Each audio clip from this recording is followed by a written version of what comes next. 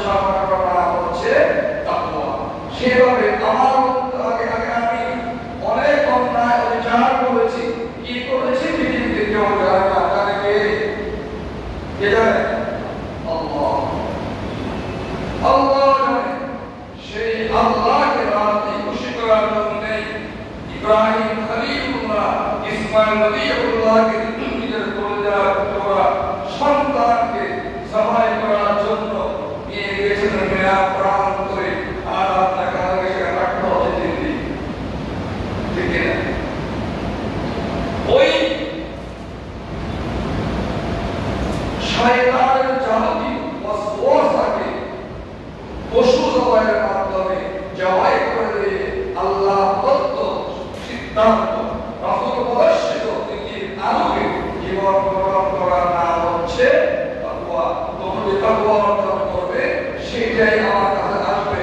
قال رسول الله সবাই বলি সাল্লাল্লাহু আলাইহি ওয়াসাল্লাম, ইন্না আল্লাহ লা ইয়ানজুরু ইলা সাওয়াইকুম ওয়ালাকিন ইয়ানজুরু ইলা কুলুবিকুম ওয়া ইয়াতিকুম আও আ'মালিকুম আও কামা ক্বালা আলাইহিস সালাতু ওয়াসসালাম।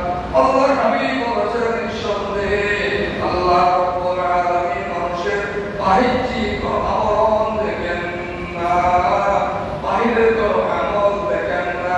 যে আমল অন্তরের বইয়ের মাধ্যমে আল্লাহ রাতে খুশি করার জন্য আল্লাহ রাসূল বলে হয়, যে আমল করা হয় ওই আমল ওই নিয়ত উদ্দেশ্যকে আল্লাহ সুবহানাহু ওয়া তাআলা দেখেন। বলুন সুবহানাল্লাহ। কে বলেছেন? হুজুর আকরাম সাল্লাল্লাহু আলাইহি ওয়াসাল্লাম। এরপরে আপনি কি মনে করেছেন যে ওট, যে গরু, যে মহিষ, যে ছাগল, যে দুব্বা আপনি জবাই করছেন, তাকে যদি আল্লাহ রাব্বুল আলামিন আপনার অধীন করে না দিত, আপনি আশির কালে জবাই করতে পারতেন না, ঠিক না? অনেক সময় দেখবেন কোরবানের পশুগুলো খুব সুন্দর করে চলে যায় আমার কাছে, যোগ দিয়ে সবাই বলে, সে বলে আমার এই জান দিয়া আমার আল্লাহ শুনছে কিনা, কারণ জান্নাতের যে রূপ করেছিল সেই রূপ বা আলোকে আমি কোরবানের মতো পাচ্ছি। আপনার অধীন করে দিয়েছেন, এই জন্য আমরা কোরবানির সময় যাবতীয় কিছুকে আল্লাহর জন্য ছেড়ে দিই। হাদিসে পাওয়া গেছে, তার অর্থ হচ্ছে তোমরা তোমার ওই সম্পদ তোমার জন্যই দেওয়া হচ্ছে, আল্লাহর জন্য করো। এখানে লোক দেখা যদি কিছু করি, সে আমার টুকুন আল্লাহ রাব্বুল আলামিনের দরবারে কখনো গণনীয় হবে না, আর বুঝতে হবে না, এর মধ্যে কোনো সন্দেহ নেই। কিন্তু তাকওয়া হবে না, তাকওয়া অর্জন হয় সেই পশু আপনার জন্য পরকালের জগতে কাজে আসবে এবং দুনিয়ার জগতেও কাজে আসবে। এবং ওই কুরবানের পশু সম্পর্কে হুজুর রাসূল সাল্লাল্লাহু আলাইহি ওয়াসাল্লাম বলেছেন, তার প্রতিটি লুম আল্লাহর কাছে কত মর্যাদা জানেন? রাসূলুল্লাহ বলেছেন তার প্রতিটি লুমের মধ্যে রয়েছে হাসনা, হাসনা মানে নেকি, প্রতিটি লুমের মধ্যে 10টা নেকি রয়েছে। প্রত্যেক লুমের বদলায় আপনাকে আল্লাহ রাব্বুল আলামিন 10টা গুনাহ ক্ষমা করে দিচ্ছেন। দিতে হবে সুবহানাল্লাহ বলতে মুখে দিয়ে হচ্ছে এত আশ্চর্য আল্লাহ বলেন, উম্মত যে ভয় করছো ওই পশু প্রতিটি লুমের বিনিময়ে তোমাকে 10টা করে আল্লাহ নেকি দিচ্ছেন, তোমাদের নিয়তটাকে ঠিক থাকে। আমি এত অল্পের কাছে গরু নিয়েছি, এটা বলার জন্য যদি গরু নিতে হয় তাহলে সেই কোরবানির পুস্তক হওয়ার নিঃসন্দেহে। কারণ ইব্রাহিম আলাইহিসসালামকে কোরবানি করেছিলেন, ভূমিকার কত জমা আয়োজন ছিল, এটা সব নিয়ে থাকবেন ইনশাআল্লাহ। দ্বিতীয় নম্বর, আল্লাহ সুবহানাহু ওয়া তাআলা আপনার নাম ছয় ও পাপ থেকে 10টি পাপ পছন্দ করে দেবেন, বলুন না সুবহানাল্লাহ। এরপরে আল্লাহর কুদরতি নিশান দিয়ে জান্নাত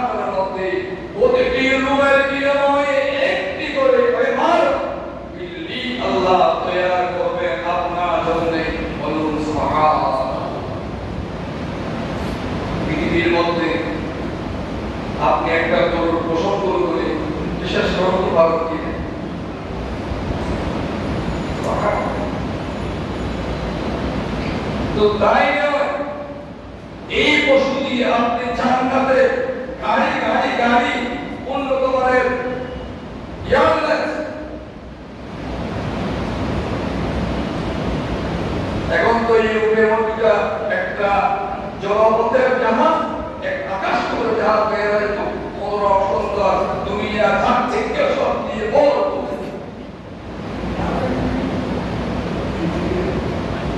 এই মাত্র রাখা হয়েছে। আল্লাহ হাবিব বলছেন, আল্লাহ চিন্তার কোনো কারণ নাই, আল্লাহ তোমাকে জান্নাতের মধ্যে এই ফসলের বিনিময়ে যে সওয়ারি দিবে, সেই সওয়ারি তার গতিবেগ জানো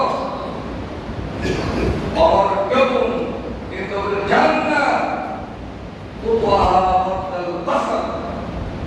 আপনি বলুন তো, রকেট বলুন, জাহাজ বলুন, আপনি যত চোখে দেখেন প্রতি সেকেন্ডে কি তত যেতে পারেন, বড় যেতে পারেন, কথা বলুন।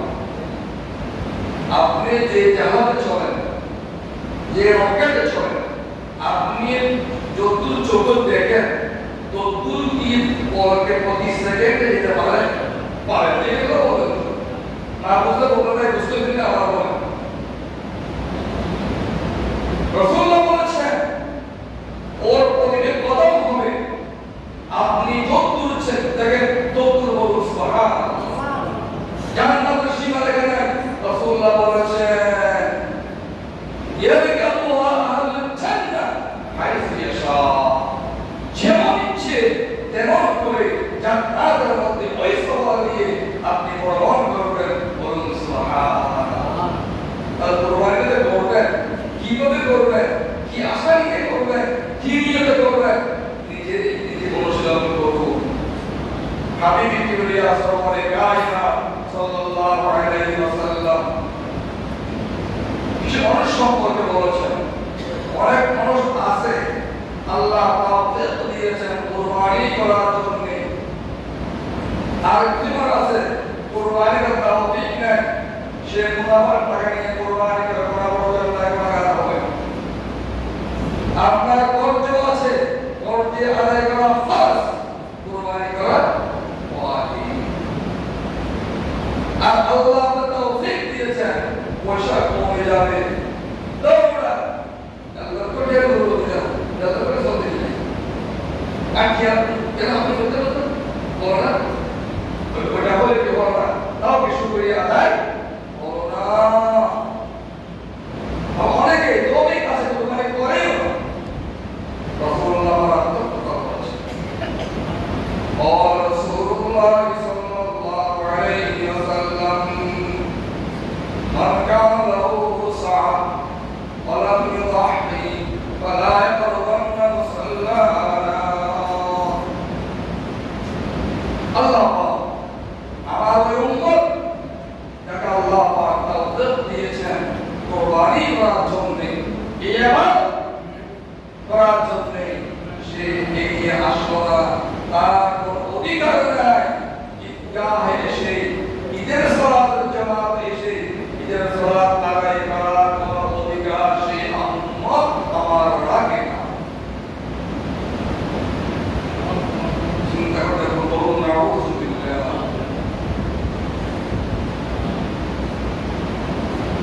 মারাত্মক বড় হচ্ছে। আর যারা দেখা করবেন তাদেরকে কুরবানি করবেন, নিয়ত পরিশুদ্ধ করবেন, নিয়ত পরিশুদ্ধ আল্লাহকে হাজির নাজর জানি বসবেন, গবেষণা করবেন, হে আল্লাহ আমি তোমাকে সন্তুষ্ট করার জন্য ইব্রাহিম খলিলুল্লাহ যখন কুরবানি দিয়েছেন, ইসমাঈল নবীউল্লাহ যখন আত্মত্যাগের জন্য সুরে চলে গিয়েছিলেন, আপনার হাবিব যার সহায়ত না হলে জান্নাতের চেহারা দেখতে আমরা চেহারা দেখব না, সেই নামে কুরবানি করছেন। আমাকে তার দিকে কুরবানি করার জন্য কবুল করো, বলুন আমিন। এটা বললে আল্লাহ আপনার হৃদয়ের মধ্যে ঝুলিয়ে দেবেন, বুঝতে পারবেন। এবার আসুন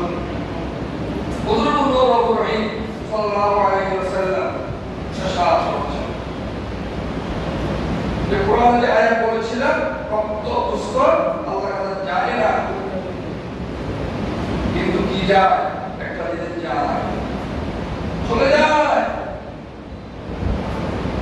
কেমন আছেন? কে বলতে বললাম?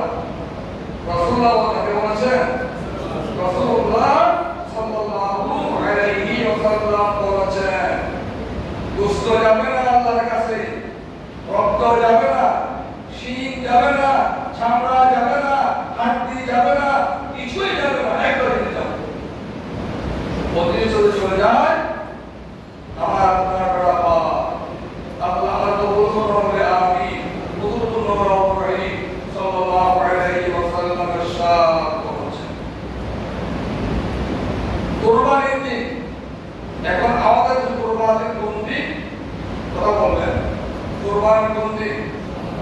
আগামী সোমবার। এটা বলে আগামী সোমবার। ওই দিন আমার জন্য গুরুত্বপূর্ণ কাজ। আমার তার মানে এই নয় যে বসে নামাজ পড়বেন তাই না। আমি গত জুমায় বলেছি, তার আগেও বলেছি, নামাজ পড়া যাবে না, জামাত দেওয়া করলেও নামাজ অক্ত দেওয়া করা যাবে না। কিন্তু অক্ত করা সময় সহকার পড়া যাচ্ছে না। আজ যাচ্ছে কয়দিন? আর কয়দিন? 7 তারিখ বাংলাদেশে 7 দিন চলে যাচ্ছে। আমি কয়েকটা তোলা জামাত পড়েছি, হিসাব কষি, রাত্রে তো দোকান বন্ধ করি না, হিসাব না কষা হয়ে করি, ব্যাংক থেকে বের হল পায়ে টুপাই দিয়ে বেরোতে হবে। আপনি আপনার জীবনের হিসাব মেলান, কখনো মিলেছেন? কখনো মিলেছেন? বিশ্বকাপ হিসাব মিলেছেন? বিশ্বকাপ হিসাব পরিপূর্ণ মিলাচ্ছেন, কিন্তু জীবন হিসাব মিলাচ্ছেন না। হিসাব মিলা রাসূলুল্লাহ বলছেন, কুরবানির দিন আমার উম্মত আর আমার সন্তানদের একটি বড় কাজ যে আল্লাহ দরবারে গ্রহণীয় কি করা, কুরবানির পশু জবাই করা। আল্লাহ বেশি কি করেন? পছন্দ করা। সেদিনের জন্য বলুন না সুবহানাল্লাহ। আল্লাহ সুবহানাহু ওয়া তাআলার দরবারে এই যে রক্ত প্রবাহিত করলেন, প্রবাহিত করার পরে যে জিনিসগুলো আছে, কি আছে? শিং আছে, পা আছে, গোশত আছে, সব আপনি পাবেন। কেমন কে ধোয়া, কে বড় কি আপনি পাবেন। একটু উদাহরণ দিই, পুত্রকে পুরো হতে পারে। وَإِذْ قَالَ إِبْرَاهِيمُ رَبِّ أَرِنِي كَيْفَ تُحْيِي الْمَوْتَى قَالَ أَوَلَمْ تُؤْمِنْ قَالُوا بَلَى হযরত আল্লাহ পয়গম্বর আল্লাহ রাব্বুল আলামিনকে বললেন, ও আল্লাহ, আপনি মৃত্যুকে জীবিত করবেন কিভাবে করবেন? আল্লাহ বললেন, আপনাকে বন্ধ হয় না, বিশ্বাস হয় না তো হয়, তাহলে 4টা পাখি নিয়ে আসো, লম্বা আয়াত, ওগুলোকে জবাই করো, মিশাই করো, এমন এমন করো, আবার রাখো, রাখার পর বলো আল্লাহর হুকুমে উড়ে যাও, তত করে উড়ে গেল। আল্লাহর হাবিব জনাব মুহাম্মদুর রাসূলুল্লাহ সাল্লাল্লাহু আলাইহি ওয়াসাল্লাম ইরশাদ ফরমাচ্ছেন, আপনি যে কুরবানি করেছেন ওই কুরবানির পশু আল্লাহ পাক রব্বুল আলামিন কিয়ামতের ময়দানে শিং, আপনার তার চামড়া, তার পাও, তার পশম সব কিছু আপনাকে আল্লাহ রাব্বুল আলামিন ফিরিয়ে দিবেন। বলুন সুবহানাল্লাহ। তাহলে আল্লাহর কাছে কি পৌঁছে যায়? আল্লাহ রাব্বুল আলামিনের দরবারে ওই মিষ্টি পৌঁছে আপনার দেওয়া গৃহীত পশুর রক্ত জমিনে পড়ার পূর্বে আপনার নিয়তের পরিশুদ্ধতার আলোকে আপনার আমলটুকু, আপনার কুরবানির কবুলিয়ত আল্লাহ রাব্বুল আলামিনের দরবারে পৌঁছে আল্লাহ কবুল করেন। বলুন সুবহানাল্লাহ। এটাকে বলেছিলাম আপনি করবেন, গুলো আপনাকে দেওয়া হবে। অন্য কাজের মতো আছে, সামিনু রায়াকুম ফাইন্না আলা সিরাতি মাতায়াকুম আও কামা ক্বালা আলাইহিস সালাতু ওয়াসসালাম। ও পৃথিবীর মানুষ, যখন এই গরু কিংবা ছাগল কিংবা মোষ কিনবা, কোমর কিনবা, দুব্বা কিনবা, ভালো থেকে, সুস্থ থেকে, সুন্দর থেকে, হৃষ্ট-পুষ্ট থেকে কিনো। কারণটা হচ্ছে এই পশুর সুস্থ পৃথিবী থেকে ফেলবে, হাড্ডি খেয়ে ফেলবে, নরম মাংস খেয়ে ফেলবে, সব কিছু খেয়ে ফেলবে। খাওয়ার পরেও আল্লাহ রাব্বুল আলামিন তার কুদরত দিয়ে সেগুলিকে সংরক্ষণ করবেন। কিয়ামতের ময়দানে পুলসিরাত পার হওয়ার পূর্বে তোমার কুরবানি তোমাকে দেওয়া হবে, আর ওই কুরবানির পশুর উপরে হবে তুমি পুলসিরাত পার হয়ে জান্নাতুল ফিরদাউসে প্রবেশ করবে। বলুন না সুবহানাল্লাহ। ইয়া হাজিরিন, এরপরে আসুন এই কুরবানি আল্লাহর হাবিব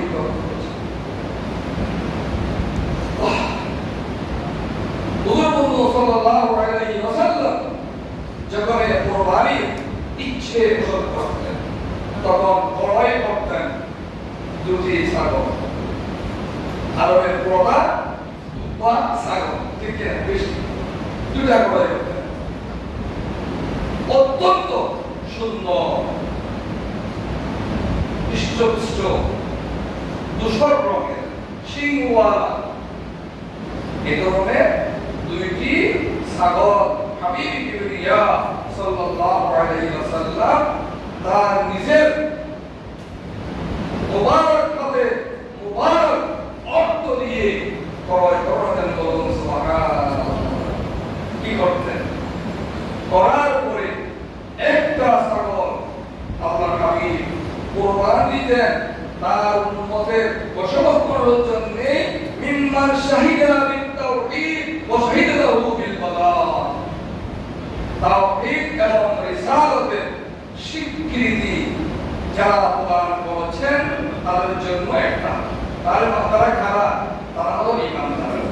আপনি যদি আজীবন বলেন লা ইলাহা ইল্লাল্লাহ, লা ইলাহা ইল্লাল্লাহ, লা ইলাহা ইল্লাল্লাহ, যতক্ষণ বলেন নাই লা ইলাহা ইল্লাল্লাহ মুহাম্মাদুর রাসূলুল্লাহ সাল্লাল্লাহু আলাইহি ওয়াসাল্লাম, ততক্ষণ পর্যন্ত আপনি ঈমানদার হন নাই। আপনি লা ইলাহা ইল্লাল্লাহ কি বলেছেন?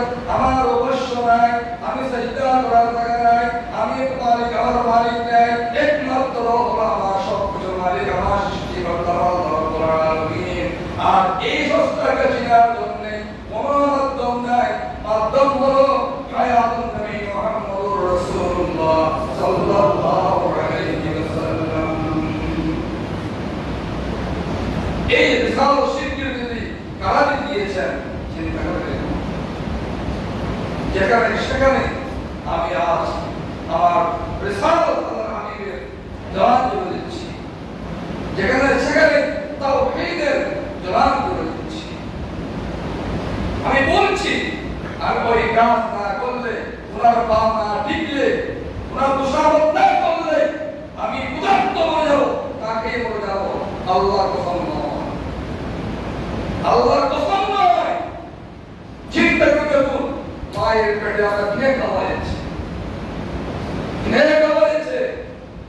মায়ের পেট থেকে আসার পরে আপনার কান্না ছড়া ভাষা ছিল না।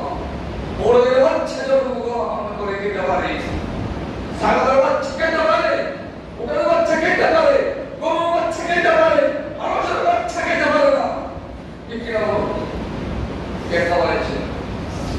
একবারও চিন্তা করেছেন? একবার? এর নাম তাওহীদ।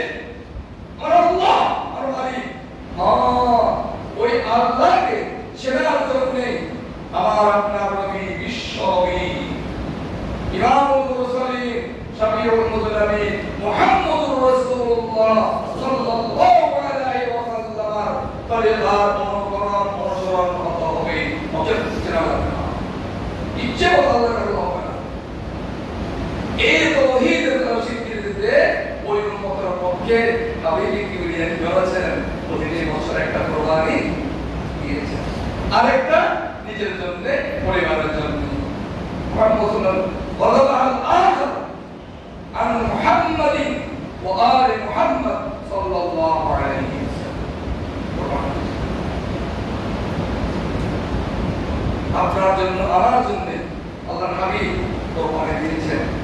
আমি কি করছি। তাহলে কুরবানির কত মর্যাদাপূর্ণ, সে মর্যাদা রাখতে হবে। এরপরে আসুন হযরত আয়েশা সিদ্দিকা রাদিয়াল্লাহু তাআলা আনহা থেকে বর্ণিত রাসূলুল্লাহ সাল্লাল্লাহু আলাইহি ওয়াসাল্লাম ইরশাদ করেছেন, কুরবানির দিন যেখানে পশু জবাই হবে চেষ্টা করবেন, আপনার আমার ব্যক্তিগত চেষ্টা করব পরিবার যাদের দেখে, ছেলে মেয়ে যাদের দেখে সম্ভব হয়, সম্ভব না হলে করার কিছু নেই। মানুষ অনেকে কোরবানি কোথায় দেখে কোরবানি করেছে দেখাটা উত্তম, কারণ আমার কথা নয়, আপনার কথা নয়, ইমামুল আম্বিয়ার কথা। রাসূলুল্লাহ বলেছেন, উমি ইলা উযইয়াতিকে, কাল যাও দেখো কুরবানি জবাই অনুষ্ঠান দেখো, কার্যক্রম দেখো, ফাশহাদ বিহা, কারণটা কি? ফাইন্না লাকি বিকুল্লি কদরাতিন তাতরু মিন দামিহা আন ইয়াগফিরা লাকি মা সালাফা মিন দুনুবি, প্রতিটি রক্তের ফোঁটার বিনিময়ে আল্লাহ সুবহানাহু ওয়া তাআলা আপনার জীবনের পূর্বে, আজ কুরবানি হচ্ছে, এর পূর্বের জীবনে যত গুনাহ আছে আল্লাহ সুবহানাহু ওয়া তাআলা গফুর রহিম, ক্ষমা করে দেন, বলুন না সুবহানাল্লাহ। সেই শ্রদ্ধা মহব্বত ভক্তি সহকারে কি করতে হবে? কুরবানি করতে হবে। ওই কুরবানির পশু জবাই করা যা সরঞ্জামাদি অত্যন্ত সাহায্য করে, যার কষ্ট না সব করবে। এরপরে দুই বর্ণনা, এক বর্ণনা হচ্ছে মা ফাতিমা সাহরা রাদিয়াল্লাহু তাআলা আনহা হাফিজুল জান্নাত, আর এক বর্ণনা হচ্ছে মা আয়েশা হাফিজুল জান্নাত। হাবিবি কিবরিয়া সাল্লাল্লাহু আলাইহি ওয়াসাল্লাম এই বলে আরজ করলেন, আম্মা জান, আপনি যে বললেন এই মর্যাদা আপনি এবং আপনার নবী পরিবারের জন্য নাকি গোটা বিশ্বের মুসলিম কিয়ামত পর্যন্ত জন্য, দেখুন তো কি আবেগময় আবেদন। কারণ তিনি হচ্ছেন হাফিজুল জান্নাত, তিনি হচ্ছেন ইমামুল মুরসালিনের কলজার টুকরা, তিনি হচ্ছেন সাইয়্যিদুশ শুহাদা ইমাম হযরত হুসাইনের মা, তিনি হচ্ছেন জান্নাতের যুবকদের সরদার হযরত হুসাইনের মা, তিনি হচ্ছেন ওই ব্যক্তির মা যাদের জন্য জান্নাত থেকে যদি খবর চলে আসে, সেই হযরত হুসাইনের মা। সুবহানাল্লাহ। আল্লাহ হাবিব দিচ্ছেন, তিনি বললেন কি? قال رسول الله يا رسول الله صلى الله لنا خاصة أهل البيت أو لنا للمسلمين وللمسلمين. رسول الله قال بلى لنا وللمسلمين. তিনি বললেন নবী পরিবারের জন্য কিয়ামত পর্যন্ত অনাগত ভবিষ্যতের তাওহীদ রিসালাত প্রতিষ্ঠিত আমার উম্মত ঈমানদারের জন্য একই মর্যাদা, বলুন সুবহানাল্লাহ। আবার চিন্তা করবেন কুরবানি পশু কিভাবে জবাই করবেন, কুরবানি পশু কিভাবে দিবেন, কুরবানি কিভাবে করবেন। এরপরে আমরা সময় বিলোপ করে দিন 9 জিলহজ থেকে 13 জিলহজ আসর পর্যন্ত তাকবীর বলা ওয়াজিব। কি বলা? নামাজের পরপরে আসসালামু আলাইকুম ওয়া রাহমাতুল্লাহ, আসসালামু আলাইকুম ওয়া রাহমাতুল্লাহ বলার সাথে সাথে তাকবীরটা কি? আল্লাহু আকবার, আল্লাহু আকবার, লা ইলাহা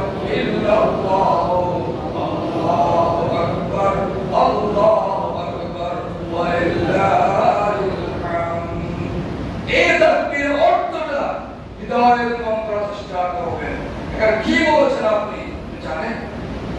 যা বলেছেন তার অর্থ থেকে নেবেন, তার আলোকে যার জীবন গঠন হয় তার জন্য সে মাহবুবের দরবারে ফরিয়াদ করবেন। এই মতো কবুল আল্লাহ পাকের দরবারে আপনি থেকে দোয়া করব। যে কুরবানি ইব্রাহিম খলিলুল্লাহ ইসমাঈল খলিলুল্লাহ আলাইহিস সালাম গ্রহণ করেছেন আল্লাহ, যে কুরবানি ইমামুল মুরসালিন সাল্লাল্লাহু আলাইহি ওয়াসাল্লাম যে করেছেন তার উম্মতকে করার জন্য উৎসাহিত করেছেন। যে কুরবানির মর্যাদা পুরা লাভ হয়ে যায়, যে কুরবানির পশু পরকালীন জগতে কল্যাণের ওসিলা হয়ে যায়, সেভাবে আল্লাহ রাব্বুল আলামিন হাত নারীশ গোটা বিশ্ব মুসলিম উম্মাহকে কুরবানি করার জন্য আল্লাহ কবুল আর মঞ্জুর করুন।